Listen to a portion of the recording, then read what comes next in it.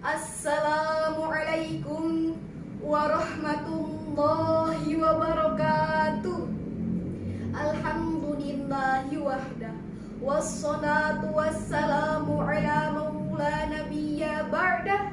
Allahumma salli wa sallim ala sayyidina Muhammadin wa ala alihi wa sahbihi wa mawalah.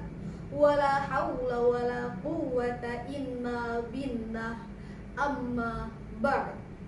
Dewan Hakim yang arif dan bijaksana dan hadirin yang berbahagia, Syekh Aidil Fatih Abdullah dalam karyanya Buyutana Kama Yajibu An Takuna mengungkapkan, keluarga merupakan potret miniatur sekaligus cerminan dan tatanan sebuah masyarakat. Bila keluarga baik, maka baik pula masyarakat dan bangsa tersebut. Sebaliknya hadirin, jika institusi keluarga rusak, rumah tangga hancur, maka ini merupakan isyarat awal dari kehancuran sebuah bangsa. Ungkapan tersebut menggambarkan betapa pentingnya peran keluarga dalam membangun sebuah bangsa. Jika kita menginginkan bangsa yang baik, maka bangunlah keluarga yang islami, rumah tangga yang Qur'ani, dengan figur ayahanda yang bijak dan berwibawa, serta sosok ibunda yang lembut dan penyantun.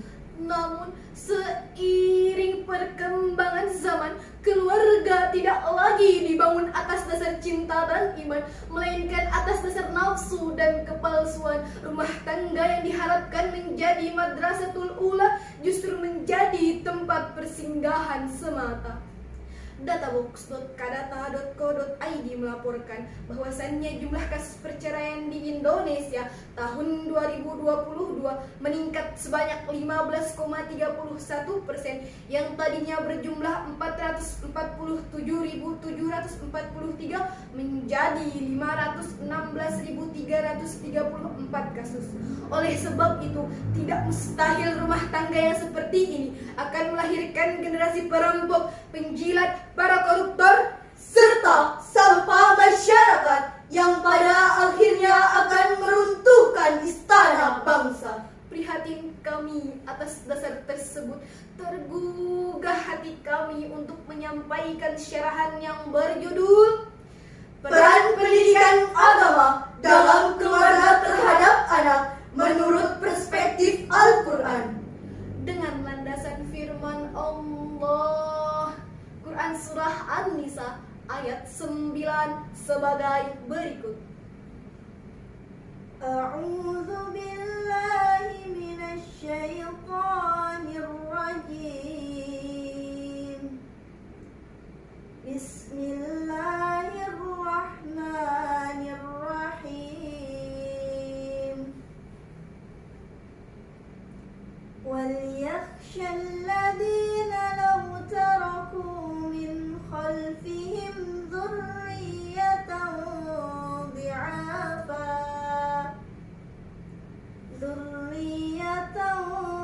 ضعافا خافوا عليهم فليتقوا الله وليقولوا قولا سديدا. Aku berlindung dalam naungan-Mu ya Allah dari bisikan setan yang terkutuk, dengan menyebut asma Allah yang Maha Pengasih, Maha Penyayang.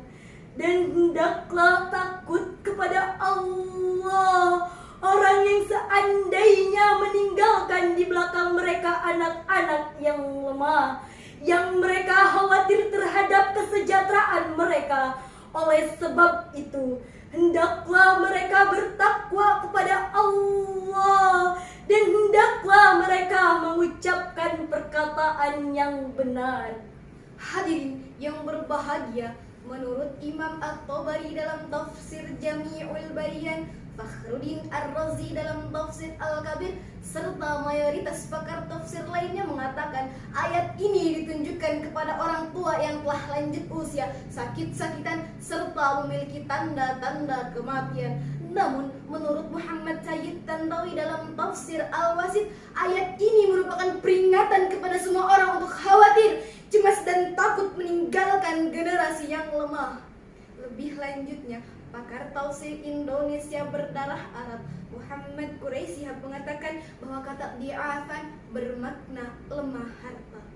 Namun hadirin, jika kita kaji lebih mendalam, bukankah karena lemah ekonomi, lemah harta menyebabkan anak-anak, remaja, dan generasi muda di Indonesia tidak berpendidikan? Akhirnya lahirlah kebodohan, keterbelakangan, tidak bermoral, dan lebih tragis, anak-anak tidak mengenal agamanya. Sindonews.com mengabarkan bahwasannya pada tanggal 16 April 2022, Polsek Biringkanaya Makassar berhasil menangkap 6 orang remaja yang diduga telah melakukan penyerangan terhadap warga di masjid sekitar. Penyerangan tersebut menyebabkan warga terluka akibat terkena lemparan batu. Kapolsek Biringkanaya Makassar, Kompol Alimudin mengatakan bahwa hal ini terjadi atas spontanitas kenakalan anak-anak, terlebih ketika mereka sedang berkumpul. Sungguh berita yang sangat menyayat hati, hadirin. Padahal anak dan masa depan adalah satu kesatuan yang dapat diwujudkan untuk membentuk generasi yang dibutuhkan oleh bangsa. Oleh sebab itu, selain memperhatikan perkembangan jasmani, sudah sepantasnya orang tua pula memperhatikan pendidikan ruhani, pendidikan akal, dan menjauhkan anaknya dari hal-hal yang dapat merusak mental dan moral, yakni dengan pendidikan agama dalam keluarga. Karena pendidikan agama dapat meningkatkan potensi spiritual anak agar menjadi manusia yang beriman, bertakwa, dan berakhlak mulia. Lantas, bagaimana pendidikan menurut perspektif Al-Quran? Marilah kita dengarkan firman Allah. Quran Surah Al-Baqarah ayat 132-133 sebagai berikut. Wawassa biha Ibrahim banihi wa Ya'qub ya baniya innallaha astafa lakumuddin innallaha astafa lakumuddin fala tamutunna illa wa antum muslimun. Am kuntum syuhada'a idh hadara Ya'qub al-maut idh qala li banihi ma ta'buduna min ba'di qalu na'budu ilahaka wa ilaha abaika Ibrahim wa Ismail wa Ishaq ilahan wahida wa nahnu lahu muslimun. Shadaqallahul azim. Dan Ibrahim mewasiatkan ucapan itu kepada anak-anaknya.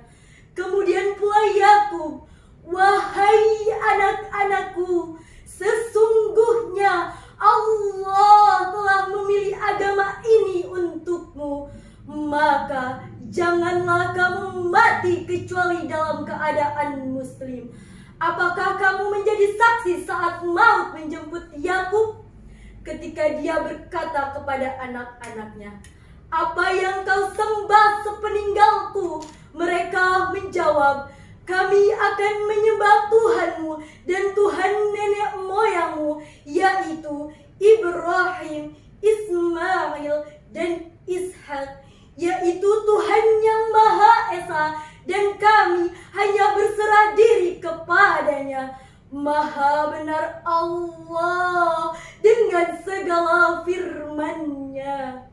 Hadirin yang berbahagia, Sayyid Qutb dalam kitabnya Tafsir fi Zilalil Quran menuturkan tafsirannya bahwa ayat ini bermakna agama Islam adalah agama pilihan Tuhan. Tidak ada pilihan yang paling baik selain pilihannya. Maka hadirin, ini adalah kunci utama pendidikan, petunjuk yang dapat kita gunakan sebagai dasar dalam pendidikan, yakni dengan memastikan anak-anak kita adalah generasi Islam yang hebat, generasi yang memeluk dan berakhlak Islam sampai akhir hayatnya. Dalam menghadapi era globalisasi yang ditandai dengan berbagai perubahan tata nilai, anak harus mendapatkan pembinaan yang intensif dan terpadu. Ayat tersebut menjelaskan bahwasanya pendidikan akidah adalah hal pertama yang harus diterapkan kepada anak, karena akidah adalah fondasi dasar hidup manusia. Dengan demikian, ayat tersebut menjadi landasan filosofis bagi para orang tua untuk menjaga, membimbing, dan mendidik anaknya sesuai dengan syariat Islam. Sebab itu, Dr. Asli Al-Muntaqo dalam kitabnya Kaifa Nusa'idul Abna ala Qiyamihimul Khuluqiyah mengatakan bahwa anak-anak memang butuh materi, Anak-anak juga memerlukan tarbiyah jasmania. namun mereka jauh lebih memerlukan tarbiyah Islamiyah, Rabbaniyah, dan Qur'aniyah. sejarah membuktikan, bukankah orang seperti Alfredo Timothy, seorang mafia kelas kakap dunia, Kazuo Nomigaki, seorang yakuza Jepang, Dan Lee Tiger Lee, seorang preman Hong Kong, mereka telah menciptakan keonaran dunia, membajak pesawat, menjadi gembong narkoba dan memperjualbelikan wanita. ternyata mereka adalah susuk anak muda yang terlahir dari rahim para ibunda yang tidak betah di rumah, hidup dalam kemewahan, bergelimang harta, namun tidak pernah tersentuh kasih sayang orang tua. Sebaliknya hadirin, Muhammad bin Idris atau Imam Syafi'i tumbuh dari keluarga yang sederhana, dibesarkan dalam kondisi yang pas-pasan, namun dengan kasih sayang orang tua dan tarbiyah Qur'annya berhasil menghantarkan beliau menjadi sosok tokoh ulama peradaban Islam. Maka tidak salah jika dalam salah satu hadisnya Rasul bersabda, an Abi Hurairah radhiyallahu anhu anna Rasulullah sallallahu alaihi wasallam qala kullu mauludin yuladu ala fitrati fa abawahu yuhawwidanihi aw yumajjizanihi aw yunassiranihi, rawahu Bukhari wa Muslim. Setiap anak dilahirkan dalam keadaan fitrah, maka orang tuanya lah yang menjadikannya Yahudi, Majusi maupun Nasrani. Hadis riwayat Bukhari dan Muslim. pada kesempatan kali ini kami mengajak hadirin untuk menyampaikan salam rindu kepada baginda Muhammad sallallahu alaihi wasallam, sang penerima wahyu Al-Quran. Assalamu alayka ya Rasulullah. Assalamu alayka ya habibi ya Nabi Allah ya Rasulullah. Merpati terbang jangan heran, Sayap kecil ia kepakan, mari kita mempelajari Al-Quran. agar hidup sesuai tujuan. Hadirin yang berbahagia, akhir dari syarahan tadi dapat kami simpulkan, keluarga merupakan benteng utama umat Islam. Jika kita menginginkan anak-anak yang taat, Anak-anak yang hebat untuk bangsa yang kuat, maka mari ciptakan keluarga-keluarga yang sakinah, keluarga yang menjadikan Al-Quran sebagai pedoman, manhaj, dan jalan hidup. Demikian yang dapat kami sampaikan. Mohon maaf atas segala kekurangan. Terima kasih atas segala perhatian. Wassalamualaikum warahmatullahi wabarakatuh.